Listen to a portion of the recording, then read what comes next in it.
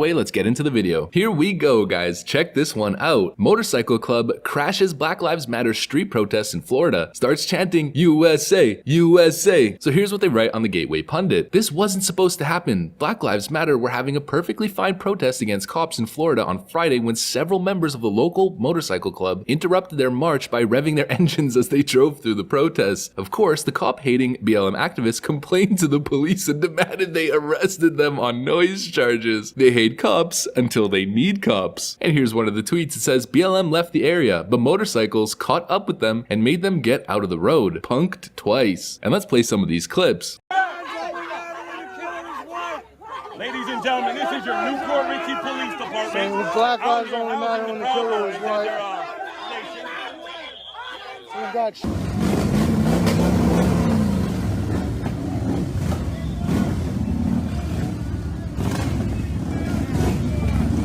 Go ahead. Go.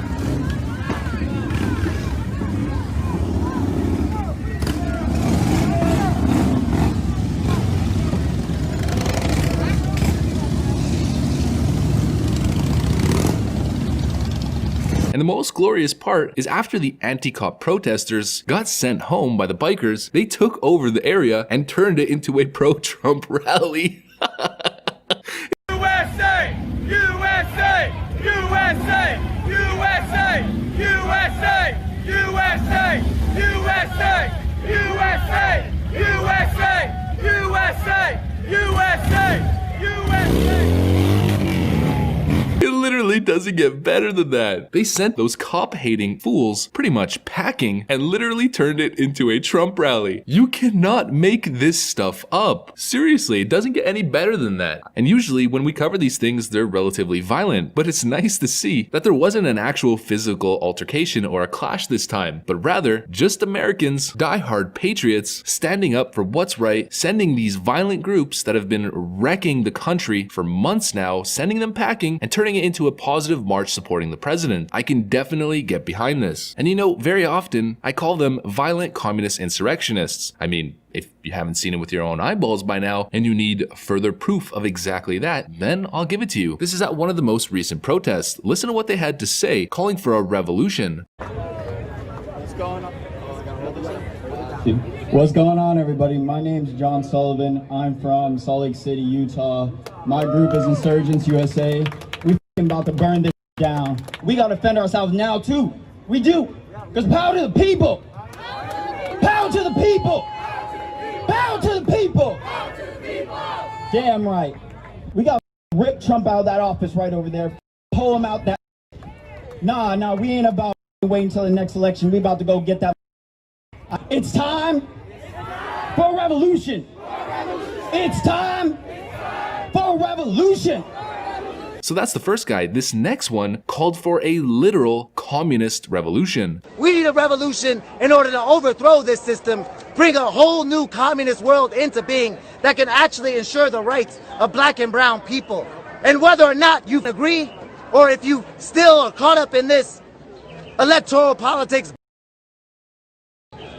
even if you are, even your hopes for a more progressive or liberal agenda are not going to happen while the second president of the Confederacy is in the White House. So look, it's not hyperbole when we say these are literal anarcho-communists that are trying to overthrow government, talking about ripping the president out and ushering in some utopic communist dream which doesn't exist. Like I always tell you guys, it's not a communist dream, it's the communist nightmare of every tax-paying American. These violent groups have pretty much been on the wrong side of history since day one, and that's why we're even seeing Don Lemon and Joe Biden and the Democrat establishment, which has aligned themselves with these people, start to turn on them. Check this one out. At least they admit it. Black Lives Matter marches through DC chanting, "Who do we protect? Black criminals." I mean, do I even have to add any commentary towards that? I don't think I do. And if you thought it couldn't get any worse, look at this one. Demons. Black Lives Matter mob surrounds historic DC church, chant, "Burn it down." Could you imagine if instead of a church, it was a synagogue, a Buddhist temple, or a mosque? Could you imagine the headlines that we would be seeing? But of course, if it's a church, no harm, no foul. It's pretty simple. Are you on the side of criminals? Because I know that I'm sure as hell not. I'm on the side of law and order, and by virtue, on the side of the law and order candidate. And I don't even gotta say who that is, because you all know exactly exactly who I'm talking about. And actually, the GOP just released this video. You guys can check it for yourselves on Twitter. The tweet is, "This is the America Democrats are fighting for: violence, chaos, and no rule of law." So just go Twitter, GOP, and type that in and you'll find it. Unfortunately, I can't show you guys. I wish I could. But it's a little 30-second clip that really puts things into perspective. And the craziest part is they had the ability to put all of these clips together using events that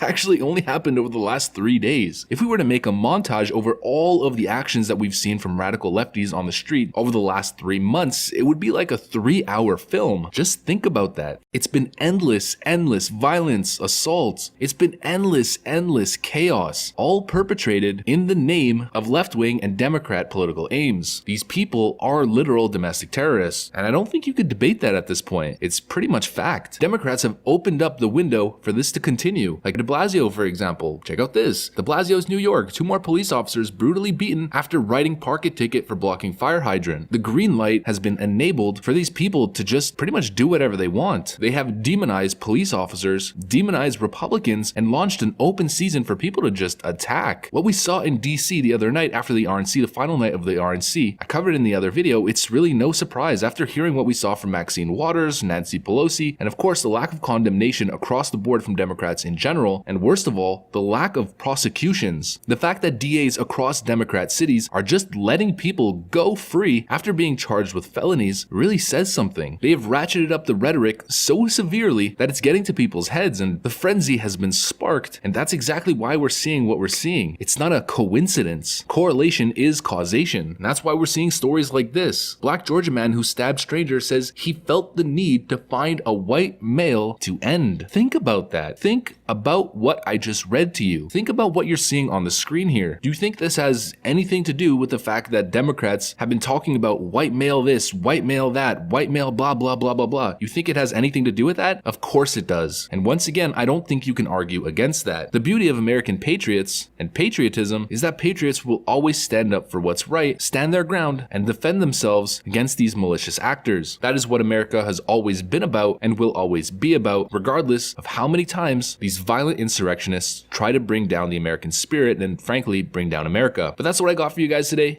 Like usual, if you enjoyed it, then please make sure to leave a like, a comment, subscribe, hit the notification bell to be notified every single time I post a new video, since that's by far the best thing you can do to support the channel. Now, of course, it's time for me to get back to making some more videos setting the record straight on these Antifa weirdo agitators across the nation. So I gotta get to that. I wanna thank you for watching, and I'll see you on the next one.